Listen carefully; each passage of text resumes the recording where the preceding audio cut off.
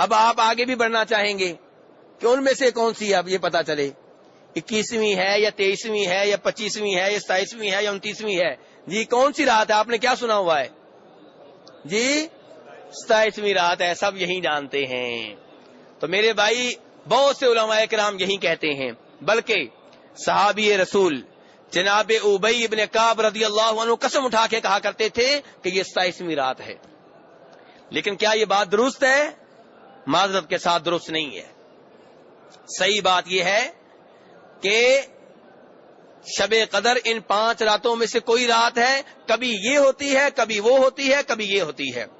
اب آپ سوال کریں گے پھر صحابی نے قسم کیوں اٹھائی؟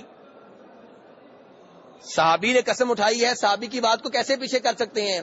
میرے بھائی صحابی کی قسم اور صحابی کی بات سر آنکھوں پہ، لیکن وہ اس سال کے لحاظ سے ٹھیک ہے جس سال وہ 27ویں رات میں تھی، ہمیشہ کے لیے نہیں. اور اس کی دلیل وہ حدیث بھی ہے جس حدیث میں آتا ہے، فرماتے ہیں جناب ابو سعید خدری رضی اللہ عنہ کہ نبی صلی اللہ علیہ وسلم پہلے رمضان کے درمیانے عشرے میں اعتکاف بیٹھا کرتے تھے. کون سے عشرے میں؟ درمیانے عشرے میں اعتکاف بیٹھا کرتے تھے. تو ایک دفعہ جب آپ اعتکاف بیٹھے اور اعتکاف اٹھنے کا وقت ہو گیا، صحابہ کرام سامان اٹھانے لگے، اعتکاف ختم ہونے لگا، آپ نے کہا کہ جس نے میرے ساتھ اعتکاف کیا ہے وہ اعتکاف دوبارہ بیٹھ جائے، کیونکہ مجھے شب قدر دکھائی گئی تھی، پھر بلا دی گئی ہے، اور مجھے امید ہے کہ وہ رمضان کی آخری 10 راتوں کی طاق راتوں میں سے کوئی ایک رات ہے. اور میں نے خواب میں دیکھا ہے کہ اس رات میں سجدہ کر رہا ہوں پانی میں اور مٹی میں. تو جناب ابو سعید خدری کہتے ہیں بارش کے کوئی آثار نہیں تھے، لیکن 21ویں رات کو بارش نازل ہوئی اور میں نے اپنی آنکھوں سے دیکھا کہ نبی صلی اللہ علیہ وسلم نے جب فجر کی نماز پڑھائی، نماز پڑھانے کے بعد ہماری جانب منہ کیا تو آپ کی پیشانی اور آپ کے ناک کے اوپر کیچڑ لگا ہوا تھا، کیونکہ جب رات کو بارش ہوئی تو مسجد نبی کی جو چھت تھی وہ کھجور کی شاخوں سے تھی، تو جہاں کھڑے ہو کے آپ نماز پڑھاتے تھے وہاں سے چھت ٹپک پڑی، پانی کے قطرے گرتے رہے، اور جہاں پہ آپ سجدہ کیا کرتے تھے وہ جگہ گیلی ہو گئی، وہاں پہ کیچڑ ہو گیا، آپ نے وہیں پہ سجدہ کیا اور آپ کی بابرکت پیشانی اور ناک کے اوپر کیچڑ کے نشانات موجود تھے. تو معلوم ہوا کہ اس سال شب قدر کون سی رات تھی؟ 21ویں رات تھی. تو پتہ چلا کہ یہ بات غلط ہے کہ ہمیشہ 27ویں رات ہی شب قدر ہوتی ہے، کبھی 21ویں، کبھی 23ویں، کبھی 25ویں، کبھی 27ویں، کبھی 29ویں. اسی لیے نبی صلی اللہ علیہ وسلم نے جب اپنی زندگی میں تراویح پڑھائی ہیں تو صرف 3 راتیں پڑھائی ہیں. نبی صلی اللہ علیہ وسلم نے اپنی زندگی میں تراویح با جماعت کتنی رات پڑھائی ہے؟ 3 رات. وہ کون کون سی راتیں تھیں؟ 23ویں رات، 25ویں رات اور 27ویں رات. تو بہرحال یہ 5 راتیں ہیں میرے بھائیوں. اب سوال یہ پیدا ہوتا ہے یہ رات کیوں چھپا لی گئی ہے؟ اس رات کو اتنے راز میں کیوں رکھا گیا ہے؟ میرے بھائی اس لیے تاکہ آپ کی امت ان 5 راتوں میں اللہ کی عبادت کرے اور زیادہ سے زیادہ ثواب حاصل کر لے.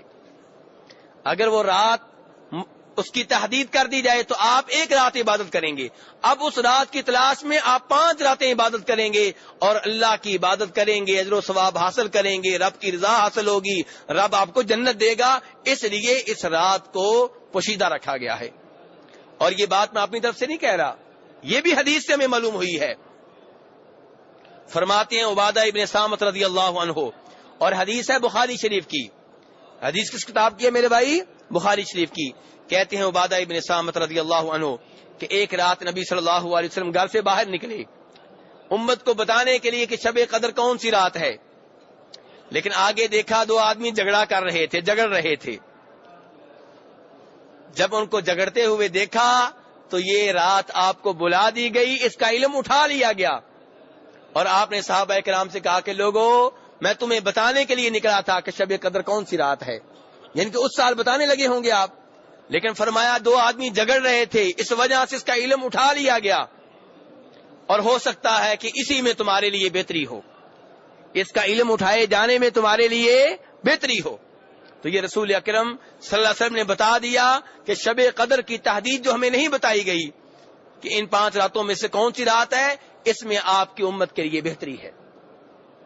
اور یہاں سے یہ بھی آپ نے جان لیا کہ نبی صلی اللہ علیہ وسلم کو ایک چیز کا علم دے کے واپس لے لیا گیا، علم دے کے واپس لے لیا گیا۔ معلوم یہ ہوا کہ آپ عالم الغیب نہیں ہیں، معلوم یہ ہوا کہ آپ انسانوں میں سے ایک انسان ہیں، جیسے دوسرے انسان بھول جایا کرتے تھے آپ بھی بھول جایا کرتے تھے۔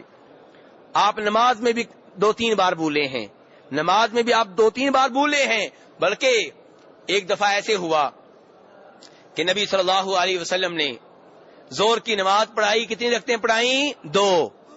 2 پڑھا کے آپ ایک صحن میں آ کے ایک لکڑ بنی ہوئی تھی اس کے ساتھ ٹیک لگا کے کھڑے ہو گئے۔ مسجد میں بڑے بڑے صحابہ کرام موجود ہیں، جناب صدیق بھی موجود ہیں، جناب فاروق بھی موجود ہیں رضی اللہ تعالی عنہم، لیکن کسی کو جرأت نہیں ہو رہی کہ رسول اکرم صلی اللہ علیہ وسلم سے اس موضوع پہ بات کرے کہ آج زور کی رکعتیں 2 کیوں پڑھی گئی ہیں۔ ایک آدمی تھا جس کو کہا جاتا تھا ذو الیدین، 2 ہاتھوں والا، یعنی کہ اس کے ہاتھ لمبے تھے ذرا۔ وہ آیا رسول اکرم صلی اللہ علیہ وسلم کے پاس، کہنے لگا اللہ کے رسول انسیت ام قصرت الصلاۃ، کیا آپ بھول گئے ہیں یا نماز میں کمی کر دی گئی ہے؟ یہ صحابی کیا کہہ رہا ہے کہ کیا آپ بھول گئے ہیں؟ اس کا مطلب ہے کہ صحابہ اکرام کا عقیدہ تھا کہ رسول اکرم صلی اللہ علیہ وسلم بھول سکتے ہیں، اسی لیے وہ آ کے کہہ رہا ہے کہ اللہ کے رسول کیا، اور روایت بخاری شریف کی ہے کہ کیا آپ بھول گئے ہیں یا نماز میں کمی کر دی گئی ہے؟ آپ نے آگے سے کیا کہا؟ فرمایا نہ میں بھولا ہوں نہ نماز میں کمی ہوئی ہے۔ غور کریں اس جواب کے اوپر، اس سے مزید پتا چلا کہ آپ واقعی انسان تھے۔ حالانکہ 2 رکعتیں آپ نے پڑھائی ہیں، لیکن آپ یہ سمجھ رہے ہیں کہ نہ میں بھولا ہوں نہ نماز میں کمی ہوئی ہے، یعنی کہ آپ اب تک یہ سمجھ رہے ہیں کہ میں نے 4 رکعتیں پڑھائی ہیں۔ آپ بھولے کہ نہیں بھولے؟ بھولے کہ نہیں بھولے میرے بھائی؟ بھولے۔ تب رسول اکرم صلی اللہ علیہ وسلم نے صحابہ اکرام سے پوچھا کہ یہ ذو الیدین جو بات کہہ رہا ہے کیا یہ درست ہے؟ صحابہ اکرام نے کہا ہاں اللہ کے رسول یہ درست ہے۔ پھر آپ نے واپس آ کے 2 رکعتیں پڑھائیں، 2 رکعتیں پڑھانے کے بعد سلام پھیرا، اور پھر آپ نے 2 سجدے کیے، پھر دوبارہ سلام پھیرا، اور پھر لوگوں سے مخاطب ہو کے کہا کہ میں انسان ہوں، میں تمہاری طرح بھول جاتا ہوں، جب میں بھول جاؤں تو مجھے یاد کروا دیا کرو۔ میرے بھائی نبی صلی اللہ علیہ وسلم انسانوں میں سے ایک انسان تھے، لیکن سب انسانوں سے افضل، سب سے اعلیٰ، سب سے مقدس، سب سے زیادہ درجات اور مقام و مرتبہ والے تھے، سب سے زیادہ بلند آپ کی شان تھی، بلکہ انبیاء کرام علیہم الصلوۃ والسلام کے بھی سردار تھے، لیکن تھے انسان۔ میرے بھائی یہی تو آپ کی خوبی تھی کہ انسان ہو کے آپ نے وہ کام کیے جو کوئی نہیں کر سکتا۔ اگر آپ فرشتے ہو کے روزے رکھتے چلے جاتے تو کوئی خوبی نہیں تھی، فرشتوں کو تو بھوک ہی نہیں لگتی، نوریوں کو تو بھوک ہی نہیں لگتی۔ اگر آپ نوری ہو کے جہاد کرتے کرتے تبوک پہنچ جاتے تو کوئی بڑی بہادری نہیں تھی، نوری تو تھکتے ہی نہیں ہیں۔ میرے بھائی جو آپ کو نوری کہتے ہیں وہ آپ کی شان بلند نہیں کر رہے، آپ کی شان میں کمی کر رہے ہیں، آپ کی گستاخی کر رہے ہیں۔ اور میرے بھائی ذرا قرآن پاک پڑھیں، قرآن پاک بھرا پڑا ہے اس اعتراض سے جو اعتراض مکہ والے کرتے تھے۔ وہ کہتے تھے تو انسان ہے، ہم تجھے رسول کیسے مان لیں؟ ان کا یہی تو اعتراض تھا کہ آپ انسان ہیں، ہم آپ کو رسول کیسے مان لیں؟ اگر آپ انسان نہ ہوتے، آپ بشر نہ ہوتے، آپ کہتے ظالموں تمہیں کس نے کہا ہے کہ میں انسان ہوں؟ تمہیں کس نے کہا میں بشر ہوں؟ میں تو نور ہوں۔ لیکن قرآن پاک پڑھ کے دیکھیں، قرآن پاک کہتا ہے میرے نبی کو بشر ہونے کی وجہ سے ریجیکٹ کرنے والوں، میرے سارے رسول ہی بشر تھے، جتنے بھی رسول آئے وہ بشر تھے۔ اور ایک جہاں پہ فرمایا سورہ نام میں کہ اگر میں کسی فرشتے کو رسول بنا کر بھیجتا تو تم کہتے جی ہمیں کیا پتا یہ کون ہے کون نہیں ہے، ہمارے جیسا تو ہے نہیں ہے، پھر تم نے یہ اعتراض کرنا تھا۔ قرآن پاک پڑھ کے دیکھیں میرے بھائی، قرآن پاک اگر ہم پڑھ لیں، قرآن پاک کے معنی کے اوپر غور کر لیں تو ہمارے عقائد کی اصلاح ہو جائے۔ شرط یہ ہے کہ قرآن کا ترجمہ، قرآن کی تفسیر تعصب کے بغیر پڑھیں۔ یہ نہیں کہ آپ پہلے ہی طے کر لیں کہ میں نے اس عقیدے کو نہیں چھوڑنا، آپ یہ طے کر کے قرآن پڑھیں کہ جو عقیدہ قرآن نے دیا میں نے اپنا لینا ہے، میں نے اپنے مولویوں کی طرف نہیں دیکھنا، میں نے اپنے ابو کی طرف نہیں دیکھنا، میں نے اپنے خاندان کی طرف نہیں دیکھنا، میں نے گاؤں کے مولوی صاحب کی طرف نہیں دیکھنا، جو قرآن نے عقیدہ دیا ہے اپنا لوں گا، انشاءاللہ آپ کا عقیدہ ٹھیک ہو جائے گا، کیونکہ قرآن پاک ہدایت کے لیے آیا ہے، قرآن پاک گمراہ کرنے کے لیے نہیں آیا۔ تو بہرحال میرے بھائی میں کہاں سے کہاں نکل گیا. بات کیا کر رہا تھا کہ شب قدر کا آپ کو علم دے کے واپس لے لیا گیا.